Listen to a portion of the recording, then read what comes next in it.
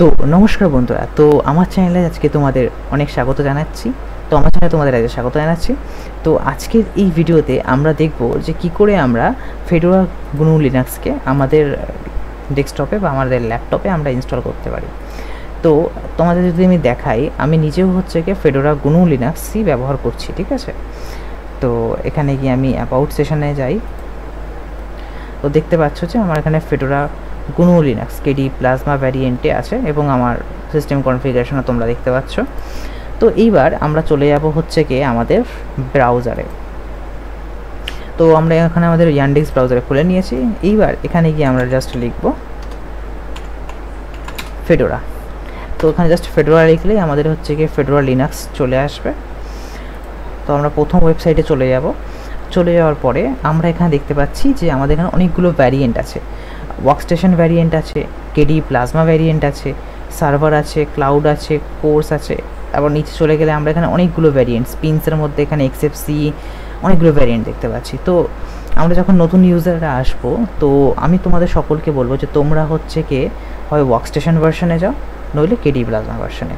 তো আমি তোমাদের রেকমেন্ড করবো যে তোমরা কেডি প্লাজমা ভার্সনে যাও, কারণ এটা অনেক কাস্টমাইজেবল এবং অনেক সহজ। তো এবার এখান থেকে আমরা ডাউনলোড সেশনে চলে আসলাম। এই যেখান থেকে ডাউনলোড সেশনে চলে এসেছি। এসে এখানে আমরা দেখতে পাচ্ছি download Fedora KDE plasma desktop 42।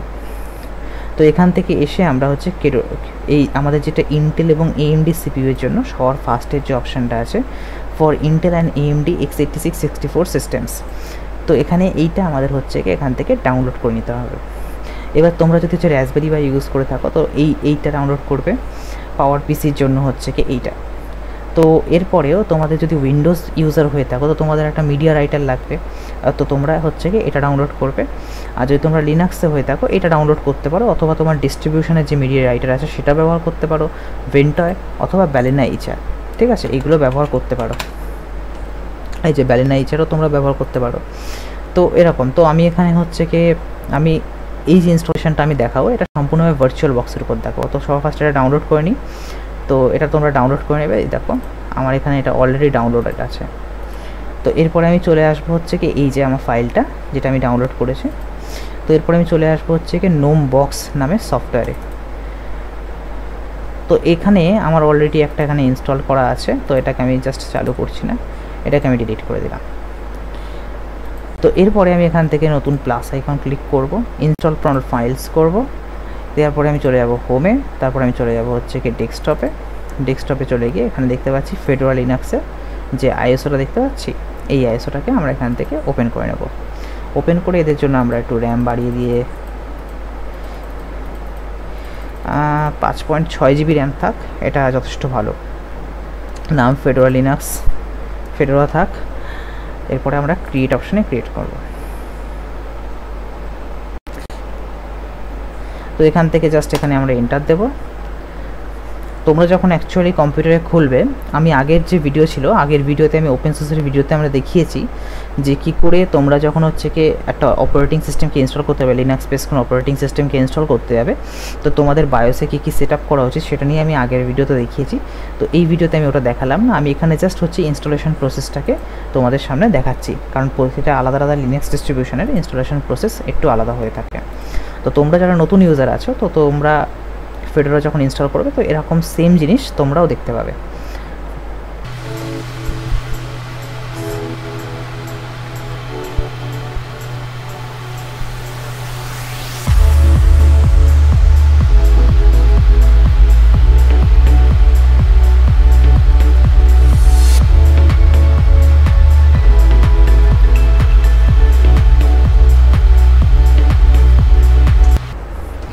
তো এইবার তোমরা যখন ফেডোরা লিনাক্সের মধ্যে ঢুকে যাবে,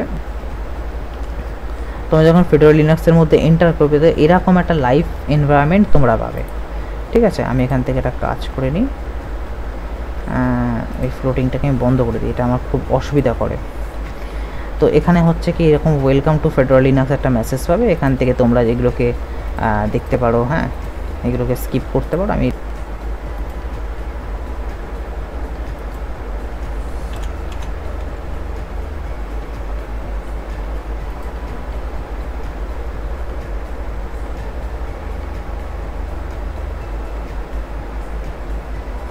তো এইবার আমরা দেখতে পাচ্ছি যে আমাদের এখানে হচ্ছে কি এই ফেডোরা হচ্ছে ইনস্টলেশন মিডিয়া চলে এসছে।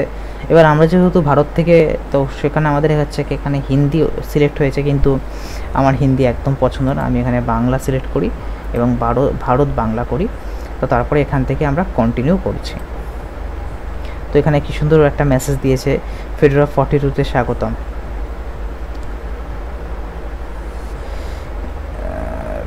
File already exist, account is already running. Okay, তো আমি এখানে দুবার ক্লিক করে দিয়েছিলাম, তো ওই জন্য হচ্ছে কি জাস্ট এটা দুটো খুলেছিল। তো এখানে দেখুন আমাদের ভাষা যেটা কিবোর্ড যেটা আছে ইংরেজিতে আছে, আমাদের ইংরেজি কিবোর্ড, তো এখানে ইংরেজি রাখবো। আর এখানে আমাদের হচ্ছে ইনস্টলেশন ডেস্টিনেশন, এটা সিলেক্টেড আছে 20 গিগাবাইটের, মিনিমাম 15 গিগাবাইট রাখবেন। তো আমি প্রেফার করব আপনারা যখন টেস্ট করবেন মিনিমাম 60 জিবির জায়গা রাখবেন। তো এটা আমরা করলাম। এরপর আমরা রুট পারমিশন এখানে এনাবেল রুট করব। ঠিক আছে, এখানে আমরা হচ্ছে কি রুট পারমিশন দিয়ে দেব।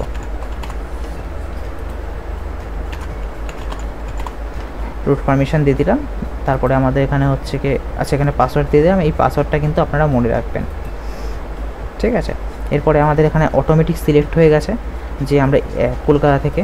তো আপনাদের যদি হচ্ছে কি ইন্টারনেট কানেকশান না থাকে, যেমন আমাদের এখানে ইন্টারনেট কানেকশান আছে, তো যদি ইন্টারনেট কানেকশান না থাকে সেক্ষেত্রে কিন্তু এখানে অটোমেটিক সিলেক্ট হবে না। তো সেক্ষেত্রে আপনারা এখানে আপনাদের দেশ মহাদেশ, ফার্স্টে মহাদেশ সিলেক্ট করবেন, তারপরে আপনারা এখানে আপনার শহর সিলেক্ট করবেন, মহাদেশের পর দেশ আসবে, তারপর শহর করে এখান থেকে ডান ক্লিক করবেন, হয়ে যাবে। এরপরে আছে নেটওয়ার্ক সংযুক্ত, ইউজার, আমি এখানে একজন ইউজারকে বানাই। তো আমি আমার নাম দিয়ে দিলাম এখানে। এরপরে আমি হচ্ছে কি এখানে আমার এখানে সুপার সিক্রেট পাসওয়ার্ড দিয়ে দেবো।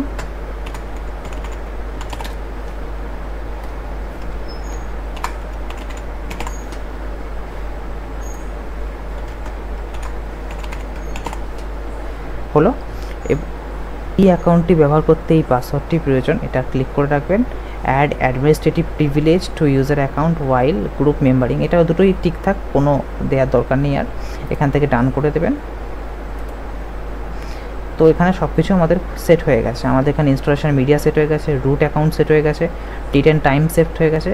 কিবোর্ড যদি এই লেআউট আপনার না চাই, অন্য লেআউট চাই, সেই লেআউটের কিবোর্ড আপনি এখান থেকে চুজ করতে পারবেন, কারণ অনেক কিবোর্ডের লেআউট আছে। ঠিক আছে, এখান থেকে অ্যাড অপশানে যাবেন, এখান থেকে অনেক কিবোর্ডের লেআউট আছে। তো আমি এখান থেকে কিছু করছি না। তো এরপরে আমি এখান থেকে ইনস্টলেশন শুরু করুন। তো এরপরে আপনারা দেখছেন যে আপনাদের এখানে যে হচ্ছে কি ইনস্টলেশনটা এখানে শুরু হয়ে গেছে। তো ইনস্টলেশন শুরুর পরে তো আমাদের এখানে হচ্ছে কি এটা ডিপেন্ড করবে আপনার যে হচ্ছে কি সিস্টেম কনফিগারেশন আছে, এর মানে আপনি হার্ড ডিস্ক ব্যবহার করছেন কি আপনি এসএসডি ব্যবহার করছেন, আপনার সিস্টেম কতটা ক্যাপেবল আছে তার উপরে। তো সাধারণত এটা 10 থেকে 15 মিনিট সময় লাগে, খুব বেশি হলে 10 মিনিট সময় লাগে। তো আমরা ততক্ষণ হচ্ছে কি এটাকে ওয়েট করব এবং আমি এই ভিডিওটাকে ফাস্ট ফরওয়ার্ড করছি।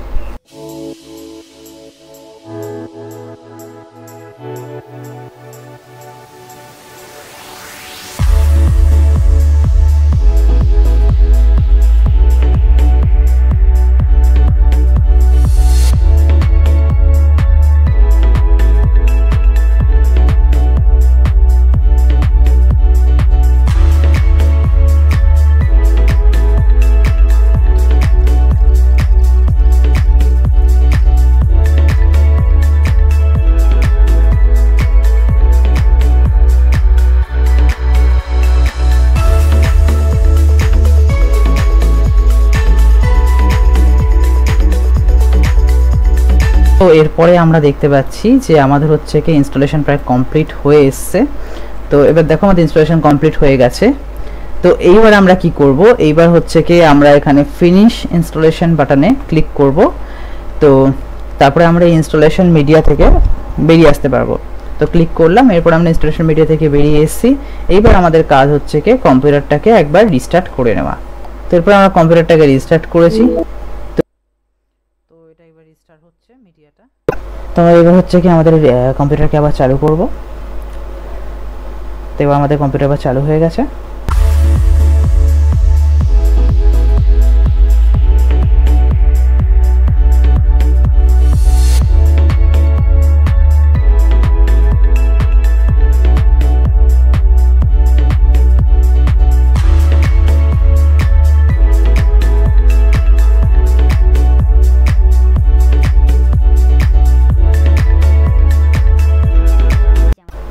আমাদের দেখতে পাচ্ছ আমাদের লাইভ আমাদের লগইন স্ক্রিন চলে এসেছে, আমাদের ডেস্কটপ চালু হয়ে গেছে। তো এবার এখানে আমাদের পাসওয়ার্ড দিয়ে এখানে এবার আমরা এখানে আমাদের পাসওয়ার্ড দিয়ে আমরা জাস্ট এন্টার করব। তো আমরা জাস্ট পাসওয়ার্ড দিয়ে এন্টার করলাম।